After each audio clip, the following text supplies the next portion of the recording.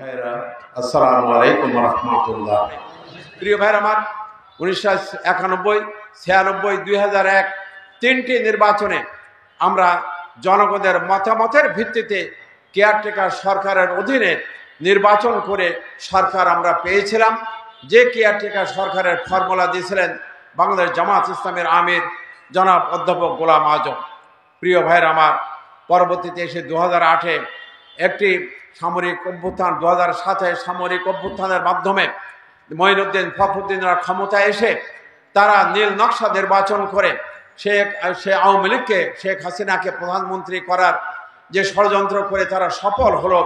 সেখান থেকে দীর্ঘ 24 সাল পর্যন্ত যে আওয়ামী স্বৈরাচার, আওয়ামী দুঃশাসন এদেশের বুকে থাকলো, নিশ্চয় আপনারা এগুলো সবই অবহিত আছেন।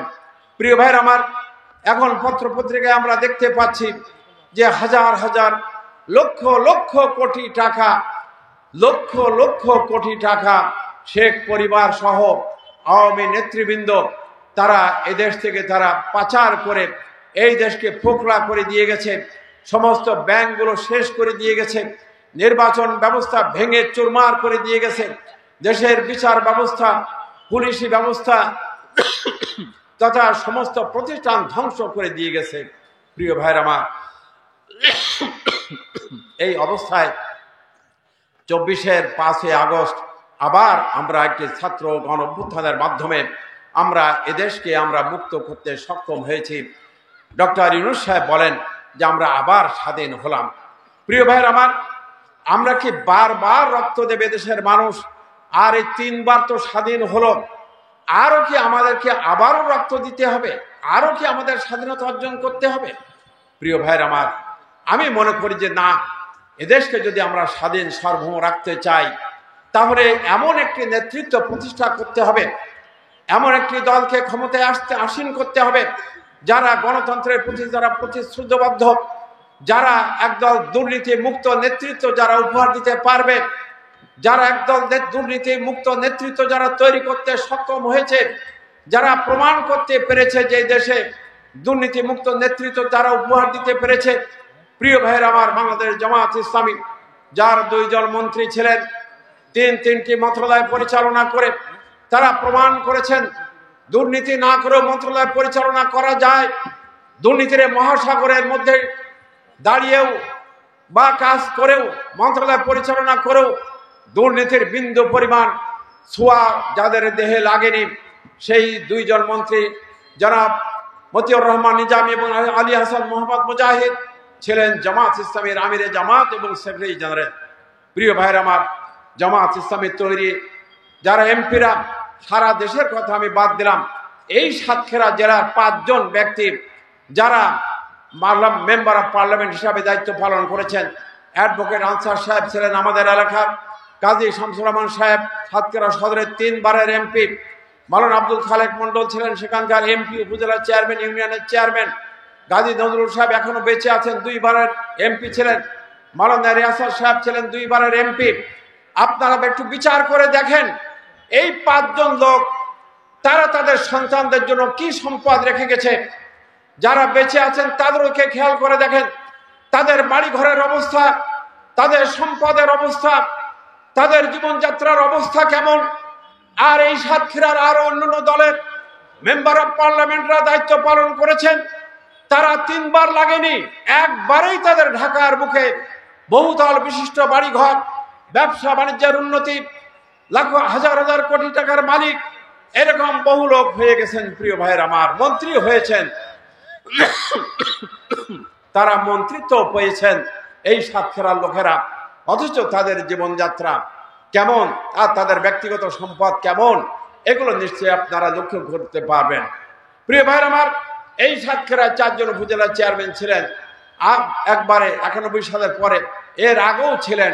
তাদের জীবনযাত্রা, তাদের বাড়িঘর, তাদের সম্পদ।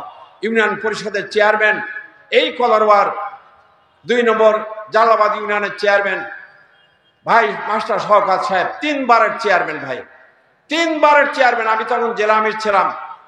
এই ভদ্রলোকের বাড়িতে 5টা লোক গিয়ে দাঁড়ানোর জায়গা ছিল না।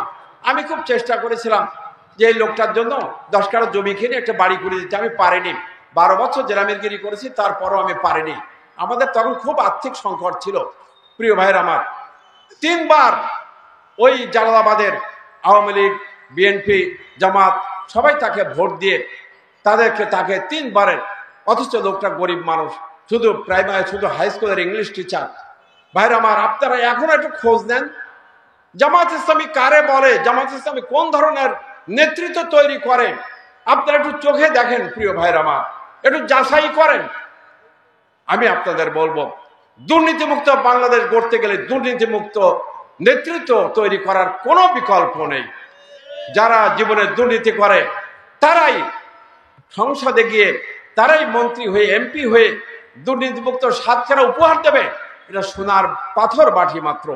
প্রিয় ভাইরা আমার, তাই আগামী দিনের সাতক্ষীরাকে যদি গড়তে চান, আগামী দিনের তালা কদরকে যদি গড়তে চান, আগামী দিনের এই সুন্দর সুজলা সফলা সাতক্ষীরা যদি শান্তি ফিরে আনতে চান, তাহলে আমি বলবো শুধু এমপি না, পার্লামেন্ট মেম্বার, এমপি, উপজেলা চেয়ারম্যান, ইউনিয়ন পরিষদের চেয়ারম্যান, উপজেলা চেয়ারম্যান, এমনকি মেম্বার পর্যন্ত সকল জায়গায় সৎ যোগ্য নেতৃত্ব উপহার দেওয়ার কোনো বিকল্প নেই। প্রিয় ভাইয়ের আমার, আপনারা যদি একজন সৎ নেতৃত্ব যদি তাদেরকে রাষ্ট্রীয় দায়িত্ব দেন, কখনোই তারা মিথ্যা মামলা দিয়ে আপনাদেরকে হয়রানি করবে না।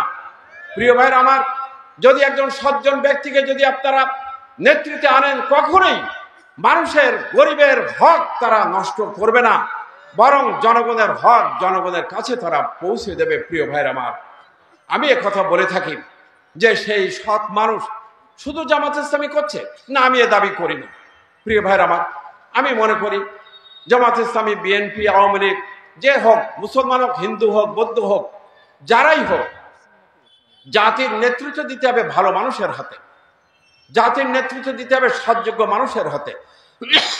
একটি হাদিস শরীফ, তিরমিজি শরীফের একটি হাদিস আমি আপনাদের সামনে বলতে চাই। প্রিয় ভাইরা আমার, আল্লাহ রসুল বলছেন, তোমাদের সমাজের মাটির নিচের অংশের চেয়ে মাটির উপরের অংশ শান্তিময় হবে যদি তোমরা 3টি শর্ত যদি পূরণ করো। কি কি শর্ত? তোমাদের সমাজের নেতাদের হতে হবে ভালো মানুষ, তোমাদের ধনীদের হতে হবে দানশীল, আর তোমাদের সামগ্রিক পারস্পরিক কাজকর্ম পরিচালিত হতে হবে পরামর্শের ভিত্তিতে। যদি তোমরা এই 3টি শর্ত পালন করো, তাহলে তোমরা তোমাদের সমাজে শান্তি আনতে পারবে। আর মহান রব্বুল আলামিন বলছেন, ইন্নাল্লাহা ইয়ামুরুকুম আন তুআদ্দুল আমানাতি ইলা আহলিহা ওয়া ইযা হাকামতুম বাইনান নাস আন তাহকুমু বিল আদল। আল্লাহ তাআলা তোমাদেরকে নির্দেশ দিচ্ছেন, অর্থাৎ ঈমানদারদেরকে নির্দেশ দিচ্ছেন, তোমাদের সমাজে তোমাদের আমানত ছিল তোমাদের সমাজের এমন লোকেদের হাতে তুলে দাও যেন তারা সমাজ পরিচালনায় বাইনান নাস, মানুষের মাঝে যখন তারা হুকুম হাকাম দেবে, বিচার ফয়সালা করবে, তখন যেন আদল হয়, আদল ইনসাফের সঙ্গে করে। অর্থাৎ আদল ইনসাফকারী ব্যক্তিদেরকে সমাজের নেতৃত্বে আনতে হবে। প্রিয় ভাইরা আমার, কোরআন এবং হাদিসের দৃষ্টিতে আমি আপনাদের বলতে চাই, এই বাংলার মানুষ আমরা, এখানে আমরা মুসলমান বাস করি, আমাদের হিন্দু ভাইরা আছে, বৌদ্ধ, খ্রিস্টান সবাই আছে, আমরা 18 কোটি মানুষ, এর মধ্যে কোনো পার্থক্য জামাত ইসলামী করে না। প্রিয় ভাইরা আমার, আমরা অনেকে মনে করেন জামাত ইসলামী তার জন্য তো মুসলমানদের দল, এটা ভুল ধারণা ভাই, এটা ভুল ধারণা। ইসলাম হলো সকল মানুষের জন্য। আকাশের সূর্যটা যেমন সকল মানুষের জন্য, আকাশের চাঁদ যেমন সকল মানুষের জন্য, এই পানি, বৃষ্টি, বাতাস যেমন সকল মানুষের জন্য, এগুলো তো সব আল্লাহ দিয়েছেন। ঠিক ইসলামও সকল মানুষের জন্য, এটা হুদাল্লিন নাস, মানুষের জন্য হেদায়েত গ্রন্থ। তাই আমি বলবো যে জামাত সকল ধর্মের, সকল মত, সকল দল, আমরা 18 কোটি মানুষকে ঐক্যবদ্ধ করে আমরা এই দেশটাকে একটি স্বস্তির দেশ, শান্তির দেশ, একটি কল্যাণের দেশ আমরা গড়তে চাই।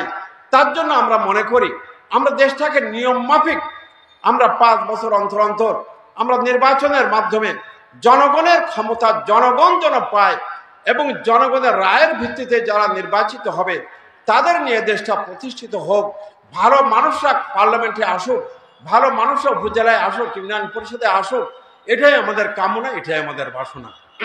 প্রিয় ভাইরা আমার, জেলা মিশে বাড়ছেন, উনি বক্তব্য রাখবেন।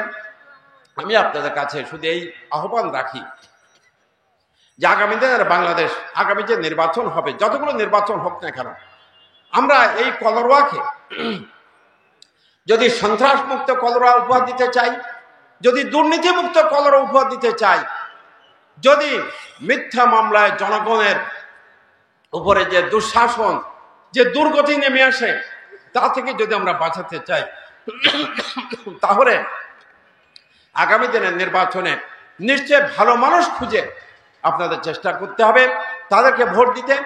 জামাত ইসলামের একজন দায়িত্বশীল হিসাবে আমি আপনাদের কাছে উদাত্ত আহ্বান রাখবো যে আপনারা জামাত ইসলামের তৈরি নেতৃত্বকে একটু যাচাই বাছাই করুন।